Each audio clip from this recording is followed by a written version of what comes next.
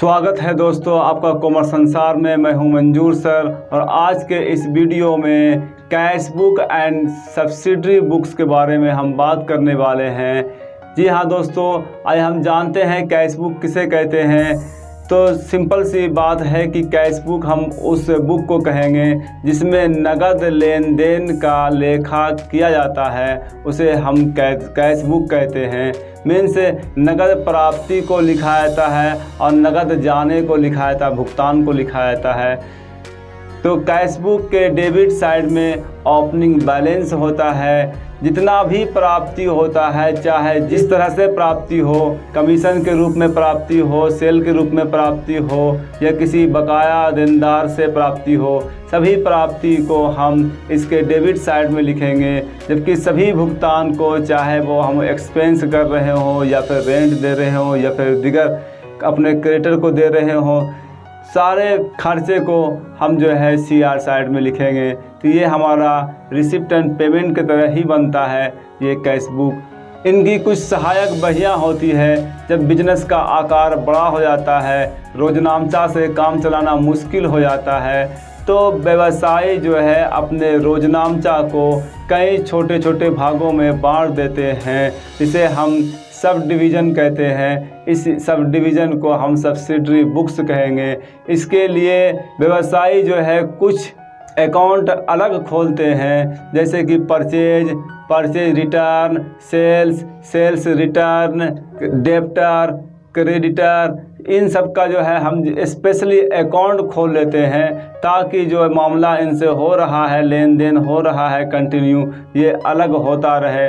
इनके अलावा एक और बुक्स हम खोलते हैं जिसको हम जर्नल प्रॉपर कहते हैं। इन परचेज रिटर्न, सेल्स रिटर्न के अलावा, डेब्टर क्रेडिटर के अलावा जिसका हम एंट्री करते हैं, जिसका हम रिकॉर्डेड करते हैं, उस बुक का नाम जर्नल प्रॉपर है। तो कैश बुक के जो सब्सिडरी बुक्स हैं, जो हमारे डिवीज़न ऑफ जर्नल के जो भाग हैं हमारे, तो ये देखेंगे कि हमारे पास है कैश बुक हम उस बुक को कहेंगे जिसमें नगद लेन देन का लेखा किया जाता है। नगद प्राप्ति और नगद भुगतान का लेखा जिस बुक में होगा उसे हम कैश बुक कहेंगे। दूसरा है परचेज बुक हम उस बुक को कहेंगे जिसमें उधार खरीदारी का लेखा किया जाता है। चाहे जिससे भी हम खरीदें, लेकिन हम उधार खरीद रहे हैं तो उधार खरीदारी का सारा लेखा जो है परचेज बुक में होगा। सेल्स बुक में उधार बिक्री का लेखा किया जाता है। चाहे हम जिसको भी बेचें, अगर हम उधार बेच रहे हैं तो हमारे पास कई डेब्टर से हो सकते हैं, लेकिन यहाँ पे वो सारे के सारे सेल्स बुक में लिखे जाएंगे। परचेज रिटर्न बुक उधार वापसी, जो हमने क्रय माल किया है, उस क्रय माल में जो रिटर्न आता है, तो क्रय वापसी में हम इस परचेज रिटर्न बुक्स में लिखेंगे। सेल्स रिटर्न बुक हमने जो बेचा है, उन बेचे हुए माल का जो वापस होता है, जो वापसी होगा, तो उसे जो है हम सेल्स रिटर्न बुक्स में लिखेंगे। ये बिल्स रिसीवेबल यानी प्राप्य बिल, ऐसा बिल जो हमें प्राप्त हुआ है, जिसका पैसा जो है हमें प्राप्त होने वाला है, तो उस प्राप्त होने वाले बिल को बिल्स रिसीवेबल बुक्स में लिखेंगे। जबकि बिल पेबल वैसा बुक जिसके अंदर हम हमको जो बिल पे करना है वो बिल पेबल हमारा कहलाएगा, तो बिल पेबल बुक में हम उसको लिखेंगे। जर्नल प्रॉपर या जनरल जर्नल, सीधा हिसाब है जर्नल प्रॉपर, या इसे हम जनरल जर्नल कहेंगे। मतलब साधारण जो बुक होगा या विशेष बुक हम इसको कह सकते हैं।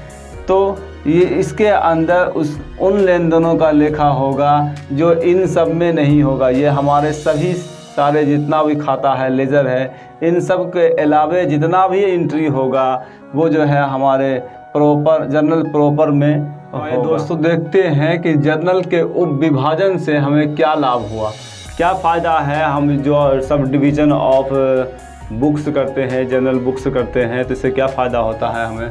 सबसे पहला फ़ायदा है लेन देन का उचित सुव्यवस्थित अभिलेखन। मीन्स लेन देन को हम आसानी से रिकॉर्ड कर पाते हैं, क्योंकि लेन देन ज़्यादा होने के बाद ही हम सब डिवीज़न बनाते हैं। तो अब जो है जब छोटे छोटे भागों में हमने बांट दिया है और सभी को काम बांट दिया है तो आसानी से जो है रिकॉर्ड हो पाता है। दूसरा है सुविधाजनक खतौनी, पोस्टिंग करना आसान हो जाता है कि परचेज हुआ तो परचेज बुक में लिख देंगे, सेल हुआ तो सेल बुक में लिख दिया, कैश कोई काम किया तो कैश बुक में लिख दिया, सेल्स रिटर्न हुआ तो सेल्स रिटर्न बुक में लिख दिया, परचेज रिटर्न तो परचेज रिटर्न बुक में लिख दिया। मीन्स से काम करना बहुत ही आसानी हो जाता है। इसलिए यहाँ पोस्टिंग करना बहुत आसानी होता है, तो पोस्टिंग करने में हमें सुविधा होती है। कार्य का विभाजन, यहाँ काम भी बढ़ जाता है हमारा। जैसे कि अगर सेल्स मैनेजर है तो उसे सेल बुक दे दिया, आप सेल बुक संभालिए भाई, कि कोई परचेज खरीदारी का काम करता है तो उसे जो है हम परचेज बुक दे दिया, थमा दिया कि आप परचेज वाला काम देखिए। तो यानी कि यहाँ पर है हम काम को बांट सकते हैं, सभी का काम का विभाजन हो जाता है। कुछ कुछ स्टाफ को अलग अलग चीज़ों में दे दिया जाता है ताकि वो अपना काम कर पाए। और विस्तृत सूचना उपलब्ध होना, यानी जब हम काम को बांट देते हैं, जब हम यहाँ पर जर्नल को विभाजित कर देते हैं तो इससे जो है एक लार्ज बड़े पैमाने पर सूचना एकत्रित हो पाता है और सभी से हम एक बड़े पैमाने पर सूचना को एकत्रित करके और एक निर्णय हम ले सकते हैं कि हमारे पास क्या चीज़ कितना अवेलेबल है, सेल्स क्या है, परचेज कितना हुआ है, सेल्स रिटर्न कितना हुआ है, परचेज रिटर्न कितना हुआ है, ताकि हम हर पहलू पर बारीकी से हम अध्ययन कर सकें कि हमारे पास जो है सेल इतना हुआ लेकिन जो है सेल्स रिटर्न इतना हो गया। सेल तो हुआ, ठीक है, चलो अच्छी बात है, सेल बढ़ा है, लेकिन सेल के साथ जो है परचेज सेल्स रिटर्न भी जो है बढ़ा है हमें। तो जब सेल्स के साथ सेल्स रिटर्न बढ़ता है तो हमें ये कहीं ना कहीं सोचने की ज़रूरत पड़ती है कि आखिर सेल्स रिटर्न क्यों हुआ। इसका मतलब हम जो है अपने गुड्स को में क्वालिटी की कमी दे रहे हैं, या फिर डिफेक्टिव माल जा रहा है, चेक नहीं कर पा रहे हैं, या फिर जो है ट्रांसपोर्टेशन के अंदर जो है कमियाँ हो रही है जिसके कारण माल जो है गंतव्य स्थान तक सही से नहीं पहुंच पा रहा है, टूट फूट हो रहा है। तो ऐसी स्थिति में हम हर एक पहलू पर जो है बारीकी से नज़र डाल सकते हैं और उस पर ध्यान दे सकते हैं। इसलिए जो है हमें जो है यहाँ पर एक विस्तृत जानकारी मिलती हुई नज़र आती है हर एक चीज़ से कि सेल कितना हुआ, परचेज कितना हुआ, परचेज रिटर्न कितना हुआ। चलो इस बार मुझे लगता है कि माल बहुत ज़्यादा डिफेक्टिव निकला, माल खरीदारी अच्छी से नहीं हुई, तो ये सब चीज़ें जो हैं सामने आ पाती हैं। उसके बाद लिखा है कि एक झलक में वांछित सूचना की उपलब्धता। जी हाँ दोस्तों, एक झलक में सब कुछ दिख जाता है, क्या किस लेजर से, किस अकाउंट से कितना क्या आया, क्या गया, क्या हो रहा है। तो सभी का अकाउंट अलग रखने से ये फ़ायदा होता है। निर्णय लेने में सहायता, बिल्कुल सही बात है। जब हमारे पास सब कुछ सेपरेट हुआ करेगा तो हम जो है निर्णय लेने में, किसी भी फैसले पर पहुंचने में आसानी दिखा सकते हैं, जल्दी कर सकते हैं। और हमें जो है वित्तीय किसी तरह का अगर कोई फिनंशियल किसी भी तरह का प्रॉब्लम आता है तो हम जो है जल्द से जल्द जो है उस पर निर्णय लेकर के एक जो है सही निर्णय, जो सटीक निर्णय होना चाहिए वो हम कर सकते हैं। ये तभी हो सकता है जब हमारे पास सभी चीज़ का प्रॉपर जर्नल तैयार होगा, लेजर तैयार होगा, तो हम ये कर सकते हैं। भूल होने की दशा में उत्तरदायित्व निर्धारण में सुविधा।